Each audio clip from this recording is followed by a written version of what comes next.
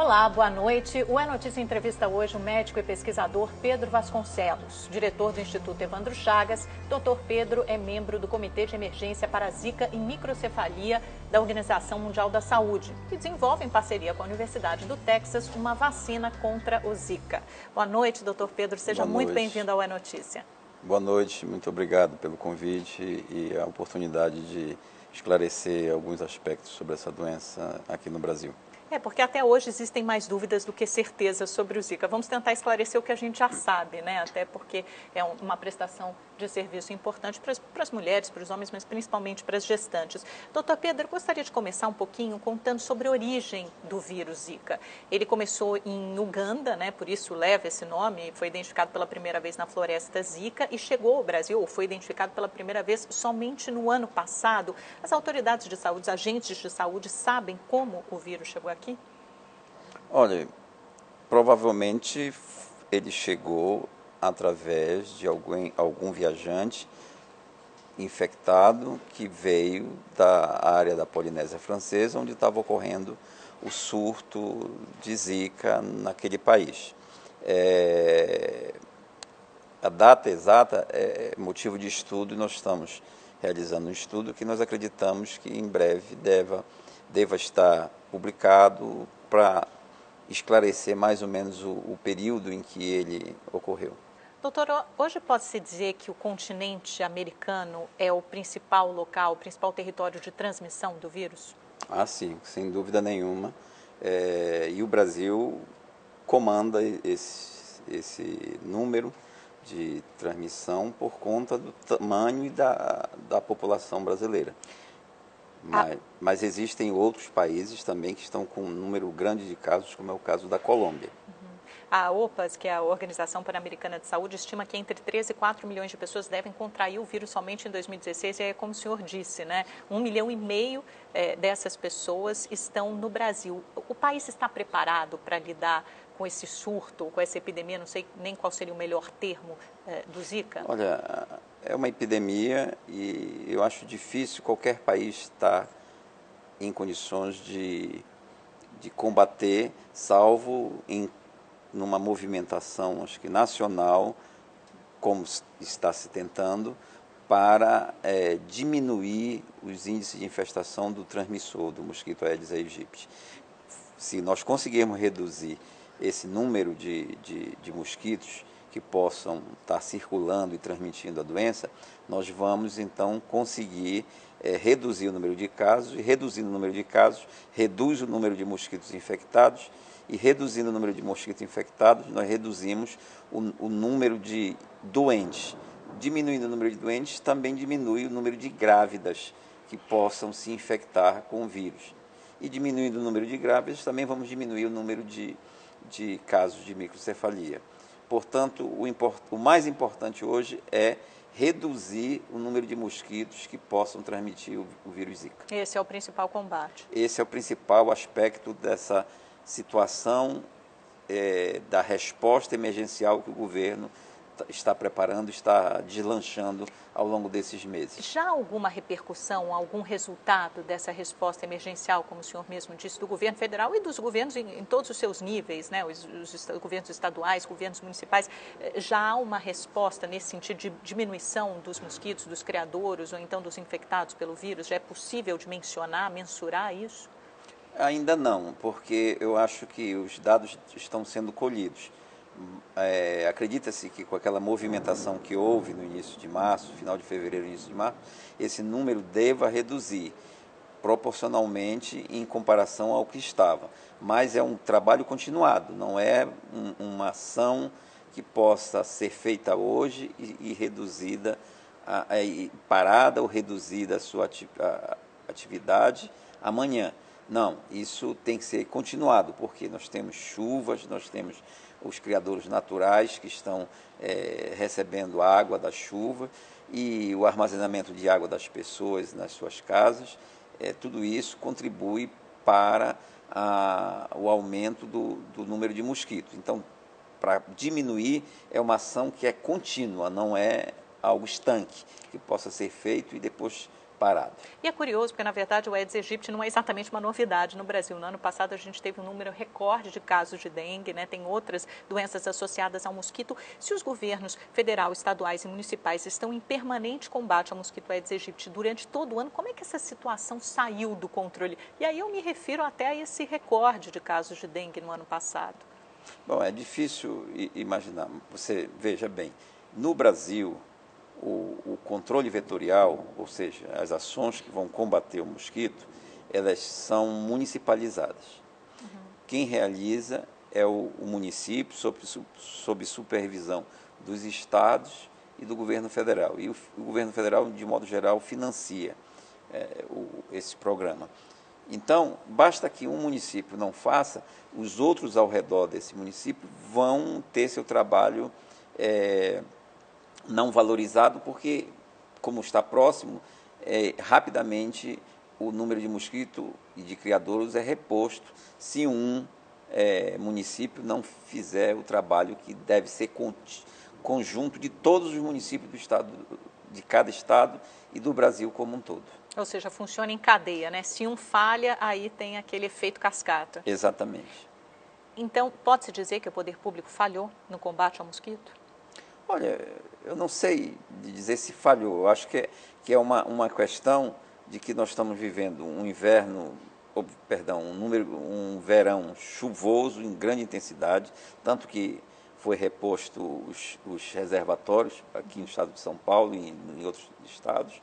Então está chovendo muito e isso associado com uma coleta de lixo inadequada nos municípios, fornecimento de água não contínuo também, faz com que aumente o número de criadouros. E aumentando o número de criadouros, aumenta o número de mosquitos, aumenta a transmissão e aumenta o risco de doença.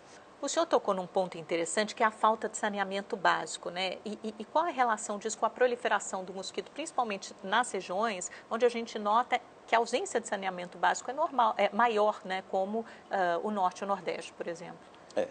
Principalmente no Nordeste, a gente tem tradicionalmente dificuldades de fornecimento de água por causa da seca, que as pessoas têm que geralmente abastecer a casa, guardar em reservatórios, e esses reservatórios são importantes para a proliferação do mosquito.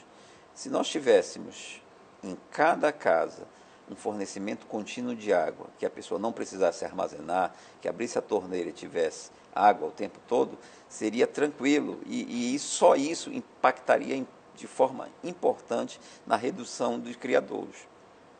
O outro fato é o lixo, a coleta de lixo, na maioria dos municípios brasileiros, não é adequada. Com isso, acumula lixo nas ruas e as pessoas também nos seus quintais não fazem o dever de casa. Aumenta também. Com as chuvas, aumenta os criadouros, né? E, então, há uma série de condições que são de saneamento básico que alteram de forma significativa os índices de infestação para mais, ou seja, aumentando o número de mosquitos viáveis para a transmissão dos 3 vírus que são transmitidos pelo Aedes aegypti, dengue, chikungunya e zika. E hoje, mais preocupante, claro, é o zika por causa das mulheres grávidas.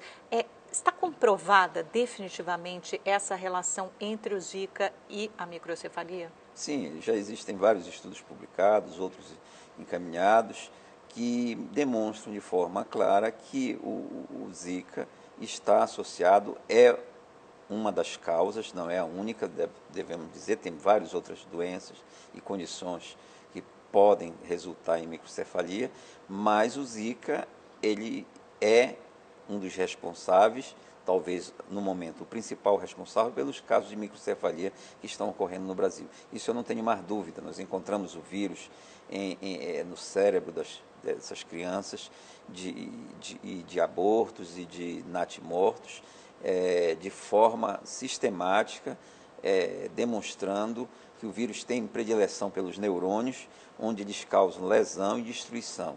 né? É importante a gente entender tudo isso direitinho. Esse estudo foi realizado no Instituto Evandro Chagas. Isto, não no Instituto, ao mas qual o senhor também refere, em outros sim. locais, em Pernambuco, na Bahia, no Rio de Janeiro, em São Paulo. E já existe uma série de estudos demonstrando de forma que não resta mais dúvida de que o Zika causa microcefalia. Todos os casos notificados são causados pelo Zika? Não. Temos outras causas, né? Nós temos o citomegalovírus, temos sífilis, temos herpes, temos vários outros vírus que podem causar, e condições também não infecciosas, como o alcoolismo durante a gravidez, que podem causar microcefalia. Mas uma grande parte dos casos de microcefalia hoje no Brasil, principalmente no Nordeste, são causados pelo Zika. Agora, a gente estava até comentando um estudo que foi divulgado, foi publicado recentemente numa revista famosa no setor, né, reconhecida, que chama The Lancet, né, dizendo que é o seguinte, que nos casos de infecção pelo vírus da Zika, no primeiro trimestre da gravidez, o risco da ocorrência de microcefalia é de aproximadamente 1%. Né, e a conclusão desse estudo é resultado do surto que atingiu a Polinésia Francesa em 2013 e 2014, ou seja, há algum tempo. Significa dizer que o risco do Zika provocar microcefalia é menor, é um risco reduzido? Esse estudo é definitivo ou o senhor acha que ele não é conclusivo? Não, eu acho que não é conclusivo por várias razões. Primeiro, a população da Polinésia Francesa é muito menor do que talvez um ou dois bairros aqui da cidade de São Paulo. Em torno de 285 mil pessoas. O número de gestações lá, ao longo de um ano, são em torno de 5 mil. Aí não é uma amostragem não adequada. Exatamente.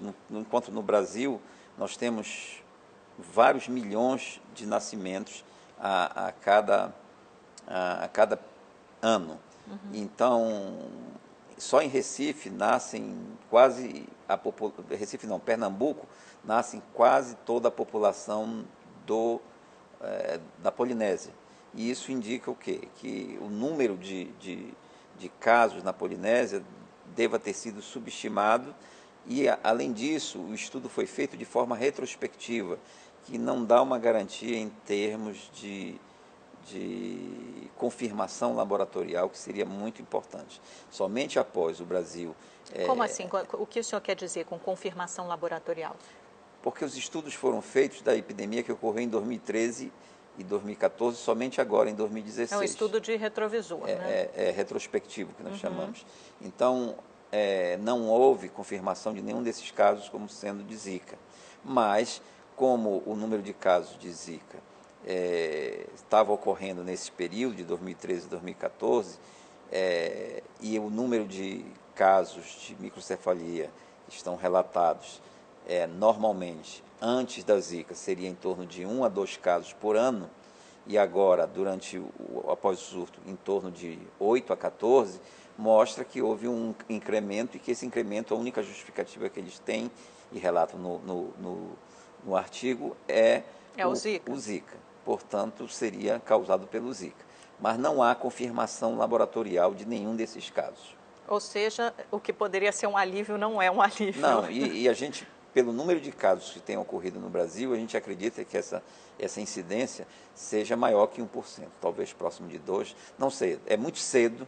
Eu acho que só os estudos que estão sendo desenvolvidos de cunho epidemiológico, caso-controle, coorte de acompanhamento de crianças e de gestantes infectadas e não infectadas, é que vai poder dizer com segurança a incidência de microcefalia no Brasil. Só para a gente ter um parâmetro, o senhor falou em até 2% dos casos. Essas outras doenças que também podem causar microcefalia e já são conhecidas, já são estudadas, elas correspondem a quantos por cento de bebês nascidos com essa malformação? Por volta de 2%? Não, é menos. Menos ainda. Menos, ou seja, menos. O Zika comparado com essas outras é mais danoso, pode ser mais grave.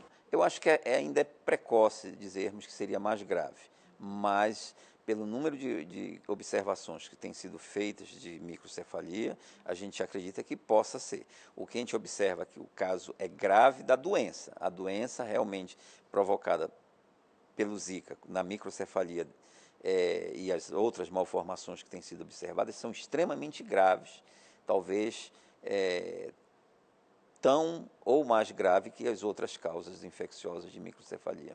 A diretora-geral da Organização Mundial da Saúde, a Margaret Chan, teve recentemente no Brasil e ela disse que a situação em referência ao Zika e à microcefalia pode piorar antes de melhorar. O senhor concorda com isso? Acha isso também? Eu acho que não só no Brasil, porque o vírus está se expandindo. Quando ela se referiu de que pode piorar, realmente com a disseminação do vírus, a dispersão e a disseminação no continente americano, há possibilidade realmente de primeiro haver um aumento grande de casos de microcefalia e depois, com as ações de controle, diminuir essa ocorrência. A Margaret Chan também classificou o vírus como misterioso e a maior ameaça à saúde nos últimos tempos por causa justamente dessa proliferação rápida entre os países, muitas vezes por causa dos viajantes, né? Já são pelo menos 46 países ou até mais do que isso com Zika. O Ebola, ela disse, afetou 9 países, só para efeitos de comparação. Qual o seu grau de preocupação, doutor Pedro? O senhor que, enfim, está acostumado, é um virologista, está acostumado a estudar todas essas doenças. Olha, o Zika é realmente uma doença muito importante, em função desses casos de malformações congênitas, de microcefalia, né, e que ele causa um problema sério nas crianças. Não ocorre nada com as gestantes e, de modo geral, tirando os casos de síndrome de Guillain-Barré também, não ocorre grande problema nas pessoas que adoecem ou que nem adoecem, mas que se infectam com o vírus. Então, o que é importante é ter isso em mente, que a gravidade do Zika está justamente durante a gestação, igual como a rubéola, citomegalovírus, herpes, sífilis e outras, toxoplasmose e outras doenças, entendeu? Não é o caso para outras pessoas. Eu queria só relembrar que o Zika é muito importante, é grave, tudo isso, mas mata bem menos que o dengue. No dengue, em torno de entre 25 e 50 mil pessoas morrem por ano no mundo devido ao dengue. E isso é negligenciado e pouco o impacto. O impacto grande que tem ocorrido é por conta do aspecto social e, claro, de toda essa situação que é muito difícil para a gestante e para a família que vai ter uma criança com microcefalia. Doutor, atualmente o Ministério da Saúde investiga pouco mais de 4.200 casos suspeitos de microcefalia aqui no Brasil, 641 casos de microcefalia e outras alterações do sistema nervoso foram de fato confirmados, né? Mas nem todos esses casos a gente pode associar ao Zika vírus, é isso? Os casos confirmados, sim. Os casos confirmados de microcefalia, todos eles são em decorrência do Zika? Os 641 exatamente. Casos? Esses confirmados são.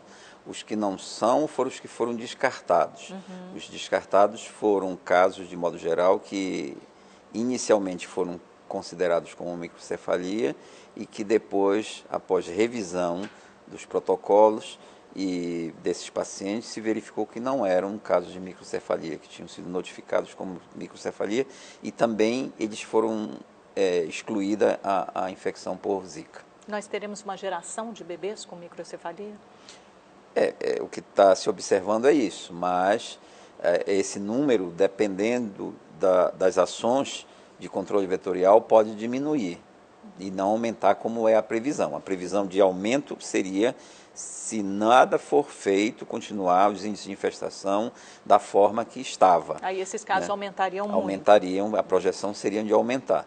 Como tem sido reforçado o controle vetorial nos municípios com maior transmissão, a gente espera que daqui a 1, 2 meses tenhamos um impacto na redução do número de casos de microcefalia. Quer dizer, foi aquela pergunta que eu fiz ao senhor no começo, mas que a gente só vai saber o resultado mesmo desse combate, dessa força-tarefa montada Ao pelo longo do poder prazo. público ao longo do tempo. Isso. Daqui a alguns meses a gente vai conseguir medir isso na redução, provável redução do ritmo de notificações de casos de microcefalia. É isso que vocês esperam?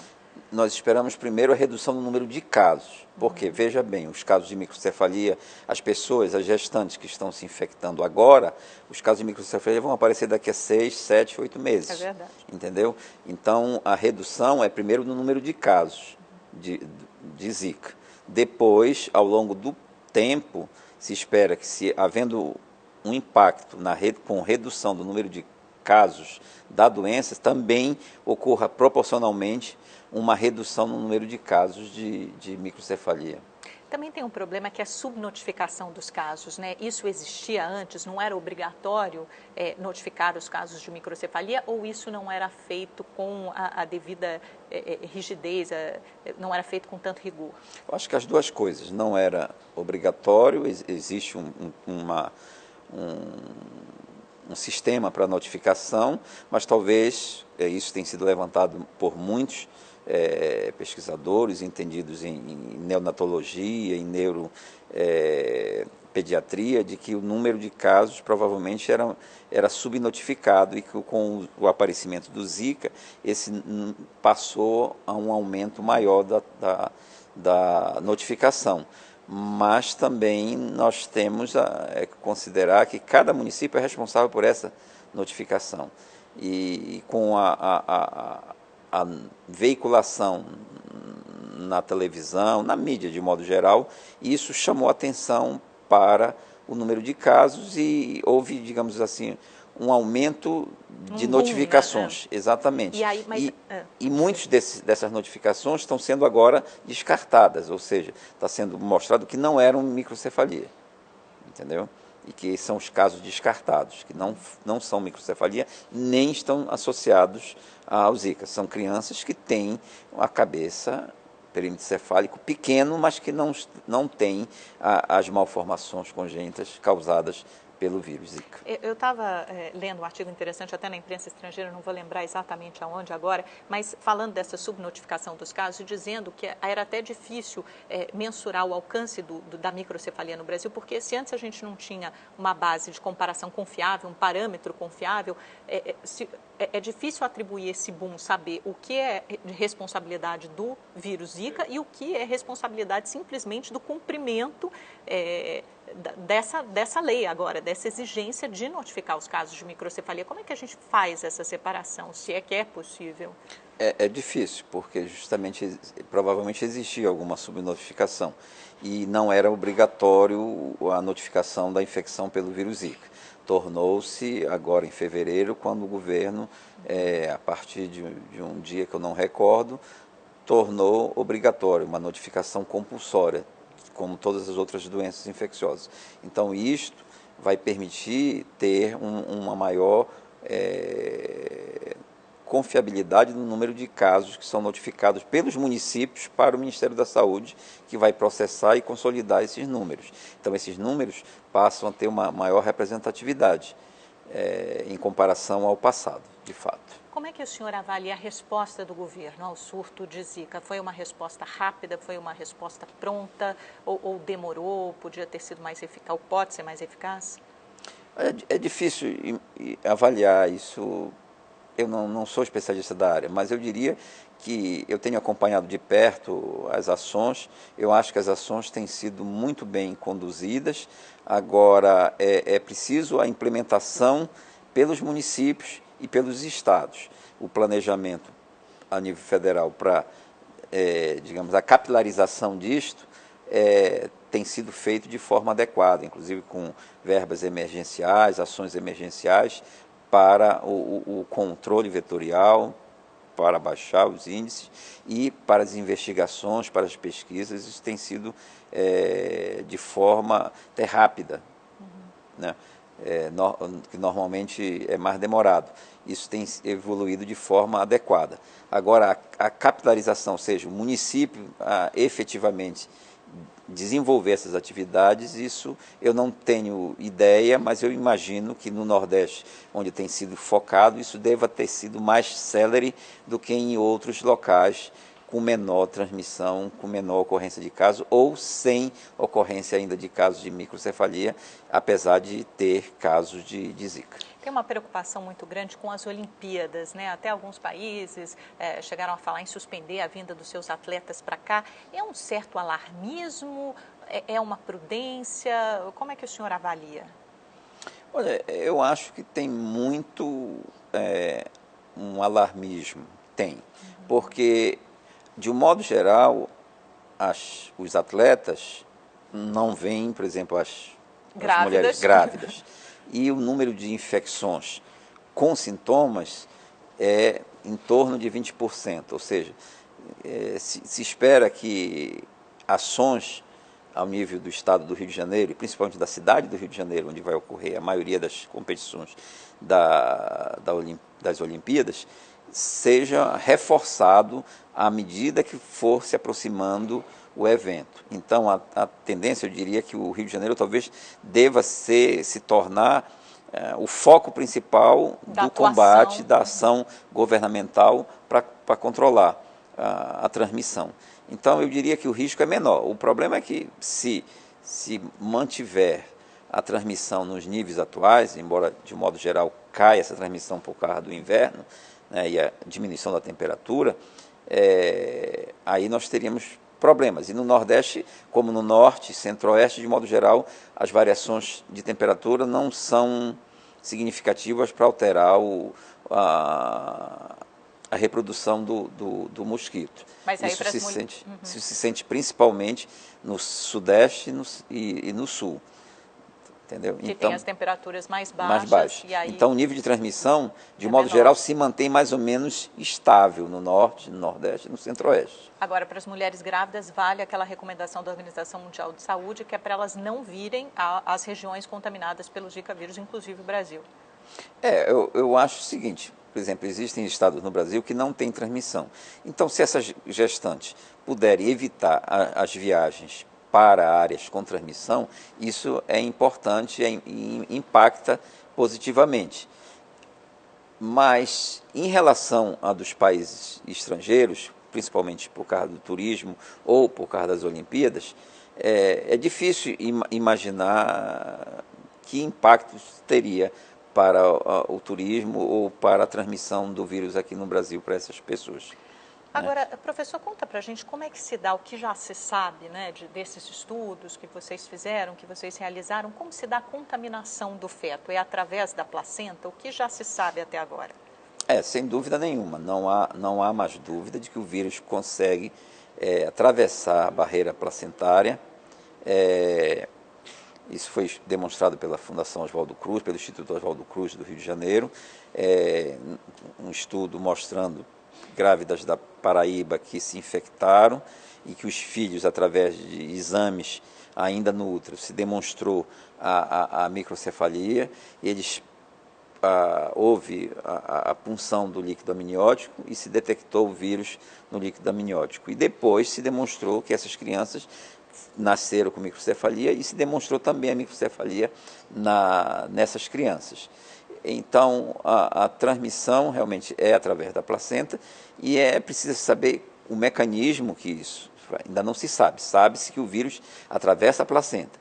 Que células ele utiliza para atravessar a barreira da placenta, não se sabe. Lembrar que a placenta tem dois lados, o lado materno e o lado do feto. Entendeu? Então, o vírus está conseguindo passar essas duas barreiras, né, e causar a lesão. E também atravessar a barreira hematocefálica, que é para o vírus chegar no sistema nervoso central. No cérebro da criança. E como é que o vírus age no cérebro? Uma vez que ele alcance o cérebro, como é que ele atua? Bom, o que temos observado em poucos casos que a gente tem visto de microcefalia e que as crianças evoluíram para óbito, é uma destruição do sistema nervoso central, principalmente dos neurônios, ou seja, a célula nobre do sistema nervoso central. E a destruição é intensa, com grande quantidade de neurônios destruídos, necrosados ou mortos em apoptose, e também expressando grande quantidade de vírus nesses neurônios. Ou seja, quando essa atuação é maior, ainda mata muitos neurônios, aí é o caso em que esses fetos nascem mortos, são os natimortos. Exatamente. E aí, quando o dano não é tão grande assim, é a microcefalia e outros males associados a isso também. De um modo geral, sim. Embora seja, em alguns casos de microcefalia, como foi aquela primeira criança que a gente diagnosticou lá do Ceará, de Fortaleza, de microcefalia com o vírus encontrado em todos os tecidos praticamente, essa criança viveu 5 minutos apenas. Por quê? Porque ela tinha lesões incompatíveis com a vida, destruição maciça do sistema nervoso central, e também ausência de traqueia, quase que ausência de esôfago, quer dizer, não tinha nem como respirar direito, nem como se alimentar. Quer dizer, um estrago horrível, intenso, que é incompatível com a vida. Agora já se fala em síndrome congênita do Zika vírus, né? Quer dizer, o que quer dizer isso? Além da microcefalia, o Zika provoca outros males? Não, veja, a síndrome é um conjunto de sintomas e sinais que ocorre, por isso se chama síndrome. Então, no caso da infecção pela Zika, que está sendo chamada de síndrome congênita do Zika, é uma comparação que foi feita recentemente, esse artigo foi publicado pelo grupo lá de Pernambuco, principalmente da Universidade Federal de Pernambuco e da London School of Hygiene e Tropical Medicine, mostrando que a sintomatologia causada pelo Zika é mais ou menos equivalente à das outras causas infecciosas de microcefalias, tais como a rubéola, toxoplasmose, citomegalovírus, sífilis, que resultaram em comparação e puderam dizer que o vírus se enquadra na mesma categoria dessas outras doenças, como causa de malformação congênita. E aí se conseguiu dar um quadro mais ou menos semelhante às lesões causadas por essas outras doenças, mas com uma intensidade, às vezes, bastante grande em termos de alterações de lesões. Doutor, o perigo do Zika vírus é maior no primeiro trimestre da gravidez, como normalmente se diz, ou pode ser arriscado durante todo o período da gestação? Sem dúvida nenhuma que é muito mais grave no período da embriogênese, que corresponde ao primeiro trimestre da gravidez. Ou seja, quando ainda está se formando o embrião. Né? O embrião se forma, se transforma depois no feto, que depois vai nascer e se tornar criança. Então, durante o período da embriogênese, em que está se formando os tecidos e órgãos, é que o vírus age com maior gravidade. Igual observado com os outros vírus que causam síndrome congênita, como a rubéola, toxoplasmose, que não é um vírus, mas um parasito que causa também, e outros vírus, como citomegalovírus, herpes, etc. Entendeu? Então, a gravidade é maior. Uhum. Por quê?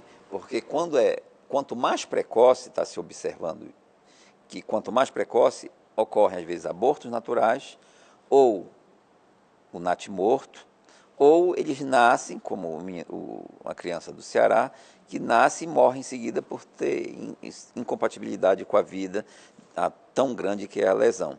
No segundo trimestre, já está se observando, em alguns casos, quando ela é muito, digamos, no princípio do segundo trimestre, nós temos casos de microcefalia grave, mas às vezes que as crianças estão vivendo e vão viver, com suas limitações, mas vão viver. E nós estamos observando, à medida que vai evoluindo a gravidez, passando, a ocorrência, tem vários já estudos publicados, mostrando alterações menos graves.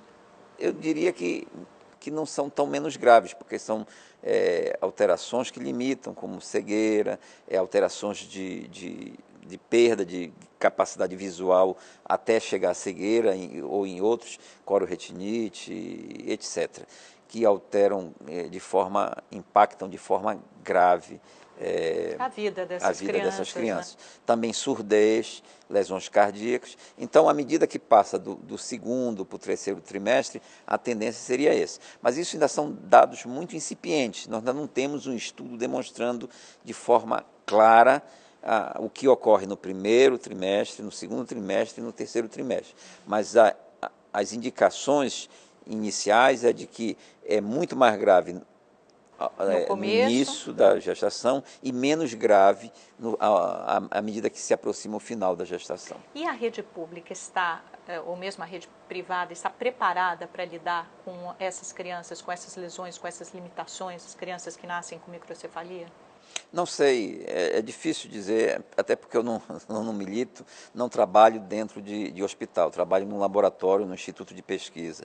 Mas eu sei que é muito difícil, né, devido às necessidades serem muito grandes, principalmente em cidades como Recife, que o número de casos são muito grandes, Recife, Salvador, Natal, João Pessoa, etc. Nós temos, no Nordeste principalmente, um número muito grande. Isso, obviamente, vai necessitar de ações muito intensas do poder público, municipal, estadual e federal, para tornar a vida dessas crianças menos sofrida, né, em relação ao que nós sabemos que vai ser sofrido. Menos traumático. Minimizar, menos traumático. E esse acompanhamento se dá durante toda a vida do desenvolvimento dessas crianças, porque não é só numa fase mais precoce, né? Eu imagino que essas crianças precisem de acompanhamento durante toda a vida, durante boa parte da vida. Sim, eu acho que muitas vão precisar durante toda a vida e outras vão precisar durante certo tempo, dependendo do grau de acometimento dessas crianças. Crianças que nascerem apenas com problemas de audição ou de visão, vão precisar ser trabalhadas essas disfunções. As crianças que nascerem além desses problemas, mais problemas neurológicos graves, cognitivos, aí o processo de acompanhamento vai ser por toda a vida. E isso impacta nas famílias, né, e principalmente a mãe, porque a mãe é que está mais próxima, é quem cuida diretamente dessas crianças. Então, isso realmente é um sofrimento muito grande. O senhor participa ativamente do desenvolvimento da vacina contra o Zika, né? Uma parceria com a Universidade do Texas. Em que estágio vocês estão e quanto tempo deve demorar para desenvolver essa vacina? Bom, a gente espera que a vacina esteja pronta em até um ano. Talvez a gente possa reduzir, talvez até o final do ano tenhamos a vacina pronta e já parte dos estudos pré-clínicos, ou seja, em animais, desenvolvidos. Nós estamos desenvolvendo atividades simultaneamente, visando encurtar as etapas. Nós não vamos esperar o desenvolvimento para fazer os estudos experimentais com o vírus selvagem, como diz, o vírus que causa microcefalia. Nós estamos já iniciando esse processo de experimentos em camundongos, lá em Galveston, e de macacos aqui no Brasil, para termos ideia do que o vírus causa nesses animais. Depois, com a vacina desenvolvida, vamos usar a vacina para comparar, para infectar, digamos, esses animais e comparar a ação do vírus selvagem com o vírus vacinal, que é um vírus que, na verdade, não é um vírus, é uma partícula semelhante a vírus que nós vamos utilizar. Como se fosse uma pequena amostra, que é o que tem na vacina, é isso? O que nós vamos utilizar é o seguinte, não é o vírus, nós vamos tirar as proteínas do vírus, da superfície do vírus, que é responsável pela indução da formação de anticorpos por nós ao sermos infectados, e colocar dentro de uma partícula sintética, não infecciosa, portanto, e essa partícula é que vai ser cultivada para expressar essas proteínas em grande quantidade, e daí é que está pronta a vacina, então, para ser usada em humanos. E além desse estudo, há outros paralelamente, além do desenvolvimento da parceria do Evandro Chagas com a Universidade do Texas, há outros centros de estudo simultaneamente tentando desenvolver essa vacina? Sim, existem várias abordagens na Fundação Oswaldo Cruz, tanto no Rio de Janeiro quanto em Recife, o Instituto Butantan, aqui em São Paulo. Tem algum que esteja mais avançado? O que eu sei que são as abordagens que estão sendo feitas pela Fundação Oswaldo Cruz, pelo Butantan, são mais ou menos parecidas. A nossa não. Nós estamos usando uma tecnologia mais moderna, que ainda não foi usada para desenvolver vacina, né, e que é o uso de formas de DNA recombinante e partículas sintéticas para expressar essas proteínas que induzem a resposta imune. Que a gente fica pensando, até hoje, né, sempre se fala numa vacina contra a dengue, mas até hoje não tem uma vacina contra a dengue. Contra o Zika, então, será um processo muito mais rápido? A gente pode esperar isso de fato? Podemos, por várias razões. Primeiro, o dengue são 4 vírus. E precisa ter vacina eficiente contra os 4. Não adianta ter contra 1, 2 ou 3. Tem que ser contra os 4. É mais complexo. É, muito mais complexo. E o Zika só é um vírus. Só tem um sorotipo do Zika.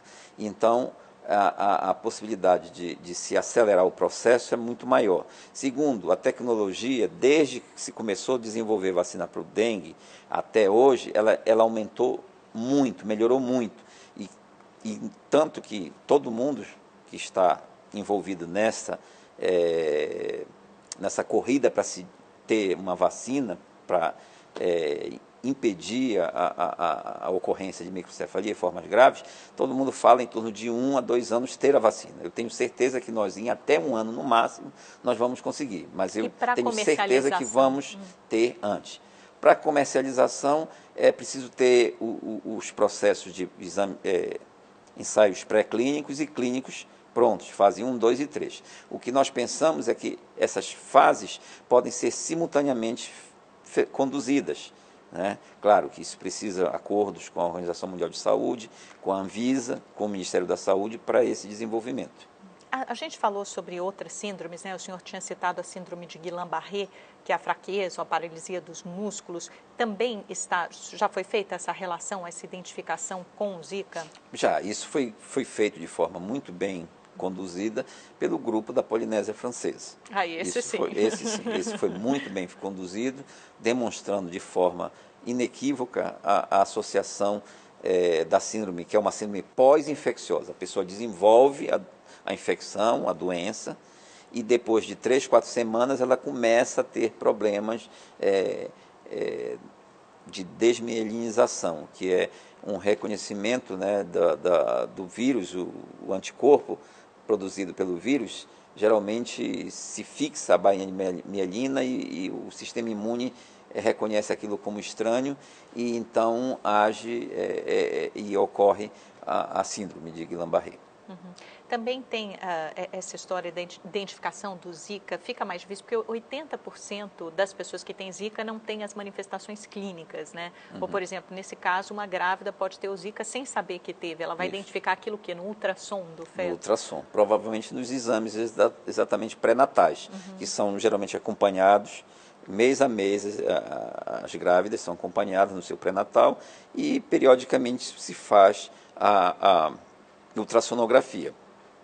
E aí isso pode demonstrar de forma inequívoca a existência ou não de microcefalia. Nesses casos, surgiu inevitavelmente uma discussão sobre o aborto. O senhor é a favor do aborto nos casos em que a mãe identificar a microcefalia numa fase recente, no feto ainda pequeno, numa fase incipiente da gravidez?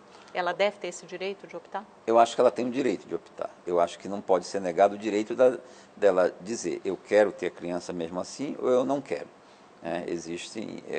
Acho que esse é um direito da mãe e eu acho que só ela, junto com sua família, podem decidir se deve ou não a ter. Agora é uma discussão que precisa ser tabu, né? Polêmico, que precisa ser discutido, mas eu acho que aquela mulher que está gestante, que tem uma criança com limitações, que pode morrer logo ao nascer, ou mesmo morrer durante a gravidez, ou nascer com problemas seríssimos que vão impactar sobre a vida da família, eu acho que ela tem que ter, no mínimo, o direito de decidir se ela quer ou não continuar com a gravidez. O senhor recomendaria que as mulheres, hoje, as brasileiras, engravidassem, ou o senhor é um daqueles que recomendaria que essas mulheres, as que puderem, pelo menos, adiem a gravidez? Eu acho que é o ideal. Onde está ocorrendo transmissão do Zika, e em grande parte do território nacional, se elas puderem programar a gestação e evitar, neste momento, seria melhor, porque nós teríamos também uma medida que diminuiria o número de crianças que vão nascer com microcefalia, né? Se puder programar, é o melhor. A transmissão por saliva, por relação sexual, isso já está comprovado? Também deve-se tomar esse cuidado? Olha, a transmissão por saliva ainda é algo que precisa ser muito bem definido. Tá? Existe o encontro do RNA do vírus na saliva, mas a gente não sabe se esse RNA está infeccioso ou não. Ou seja, se ele pode transmitir ou não. Em relação ao sêmen, ou seja, a transmissão sexual, isso já está demonstrado de forma inequívoca que ele causa realmente transmissão, isso principalmente fora do Brasil, ou seja, fora da área de transmissão de Zika, e só assim nós sabemos, mas provavelmente aqui deve estar ocorrendo transmissão sexual, sim, mas que as pessoas pensam que foi pelo mosquito. Que foi pelo mosquito, exatamente, nos Estados Unidos, né? Exatamente. Que foi identificado França isso. e Itália também. Doutor, só para terminar, vamos para o nosso pinga-fogo tradicional aqui no finalzinho da entrevista. Eu falo uma palavra ou o nome de alguém, o senhor responde com uma frase ou uma palavra curta, rápida. Zika vírus. Microcefalia. Ministro Marcelo Castro, ministro da Saúde. Acho que é o principal articulador desse combate hoje do Zika dentro do governo federal em associação à presidência da República. Organização Mundial da Saúde. O comando geral das ações sobre Zika e outras doenças para uma melhor situação no mundo. Um conselho para as mulheres grávidas? Fazer de tudo para evitar o contato com Aedes aegypti. E um conselho para aquelas que têm filhos com microcefalia? Eu acho que é não desistir, é pensar na possibilidade de dar melhores condições de vida para essas crianças que estão nascendo com limitações importantes. Doutor Pedro Vasconcelos, muito obrigada pela sua entrevista, foi um prazer. Ele que é diretor do Instituto Evandro Chagas e também é membro da Organização Mundial da Saúde nesse comitê de emergência de combate ao Zika e à microcefalia. Muito obrigada a você também que nos acompanhou até essa hora. Tenha uma ótima semana. Reveja as entrevistas pelo nosso site, nos acompanhe também pelas redes sociais. Os endereços aparecem aí embaixo no seu vídeo. Uma bela semana e até a próxima. Tchau, tchau.